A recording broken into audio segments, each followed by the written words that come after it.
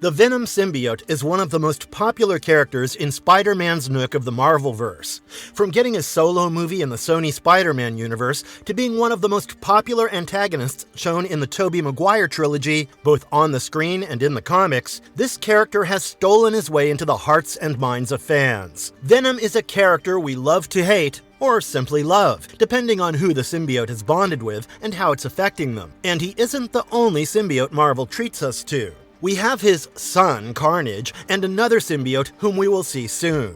This one is ancient, having been thought of as an imprisoned djinn on Earth since way before modern times. To know more, we suggest not skipping the video, but here's a hint. This symbiote bonds with Conan the Barbarian. But before we go into our explanation, we have a very small request. If you like our content, please support us by subscribing to our channel. This is a small click for you, but for us, it means a lot. Thank you. Let's begin.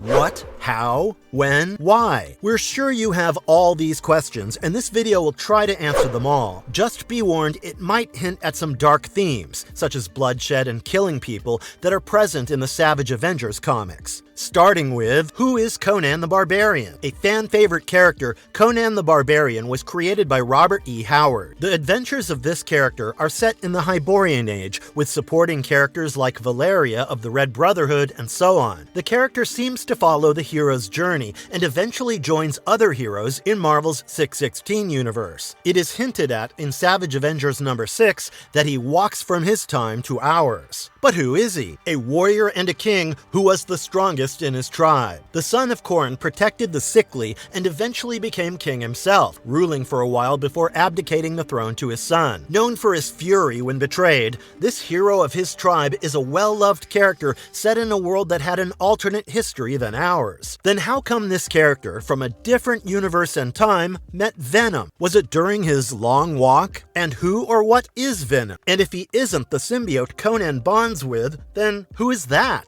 Who are the symbiotes? And who is Venom? The symbiotes are an alien race in the Marvel Universe who bond with characters. Essentially, they're sentient alien parasites, though some fanworks depict them as something created or studied in a lab. Venom, the character, was created by fans and then became a staple in Marvel's 616 and other universes. As we've mentioned, he's fused with heroes and villains alike, being something of an anti-hero himself thanks to Wade Wilson or Deadpool bonding with the symbiote. In the Sonyverse, he eats brains, but we can't see Venom doing that in Disney's Marvel, and yet the comics do depict the character as bloodthirsty. But most sources and summaries will tell you they're bloodthirsty, and this is shown clearly in Savage Avengers number 4. And yet despite this, Venom is quoted saying that his people are thoughtful and wish to make the world a better place. While that's clearly untrue because of how vicious his race is, we see a gentle side to them in Savage Avengers number 4. When the other unnamed symbiote, even after being tortured for ages by the villain of Savage Avengers number 3,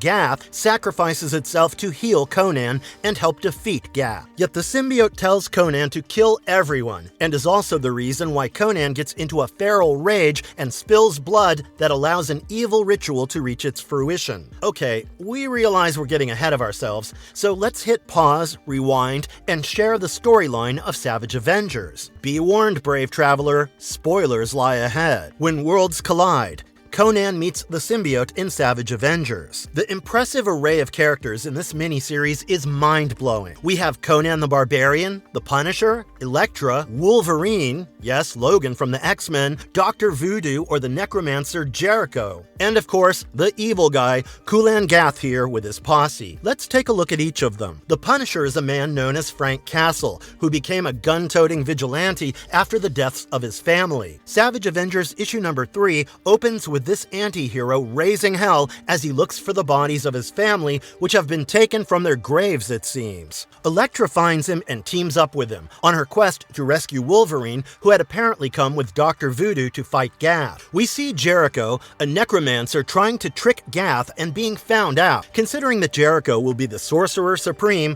this act shows the impressive range of Gath's powers, which are such that he can beat a person who eventually becomes the Sorcerer Supreme. This reminds us alongside Gath's dialogue that in his world, he is the Sorcerer Supreme. Alongside Gath are ninja warriors who the Avengers have to fight against to save Wolverine from the villain and recover Frank's family's bodies. While Frank didn't come into this mission with the team or with the same motivations, now he's fighting with them. For the Punisher, the enemy of my enemy is definitely an ally. In this whole gang though, where is Conan and the symbiote? Well, Conan is seen right before we see Jericho, where he's returning back to the Savage Lands after stealing a locket Gath had on his person, but Conan can't return. For both he and the symbiote he has freed, whom the comic refers to as a djinn, can't ignore the sounds of Wolverine being tortured. Finally, it's time to see how Conan met this ancient symbiote and who the creature is. The ancient symbiote had come to Earth during Conan's time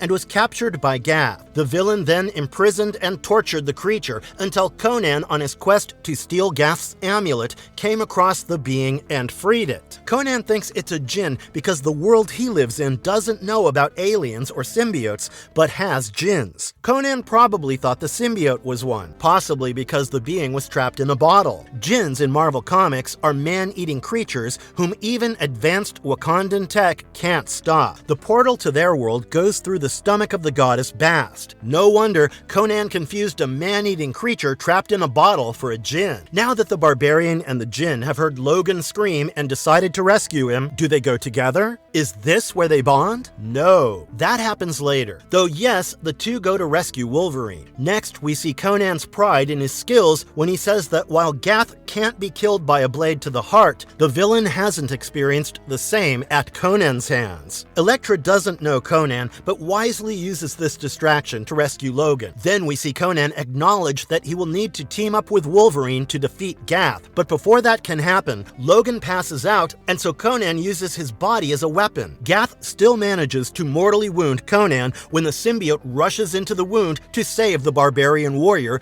who obeys the symbiote's orders to kill pretty much everyone. This results in more warrior blood being spilled, even if it's the ninjas Gath has hired, which allows Gath to finish his ritual. The newly formed allies, including Elektra, Frank, Logan, Conan, and Voodoo, when fighting the Marrow God that Gath has unleashed using Wolverine's blood, are joined by Venom. Yes, the Venom from Spider-Man's world. Thanks to the Marrow God's cosmic radiation, Venom has been transformed into his most savage form. Venom came because he heard the dying cries of the symbiote giving up its life to save Conan and be his sword. Conan thinks that Crom's commands are being whispered through the symbiote, and after a slight tussle, Venom and Conan decide they are on the same team. Together with Wolverine and Voodoo, fighting alongside Elektra and Frank, who has barely recovered from Gath's mental and emotional attack, they defeat the god. Yet this plays right into Gath's plans, where to save Conan, after the symbiote has died, Voodoo does dark magic, and the team hears from Gath that this villain, aka Gath himself, has infected them with a virus that'll turn them into his allies. That wasn't the purpose of the Marrow God. While Logan calls bull, the others aren't as sure. While the plot is interesting, what we're interested in is Conan and the symbiote. The man doesn't realize he's bonded with an alien, of course,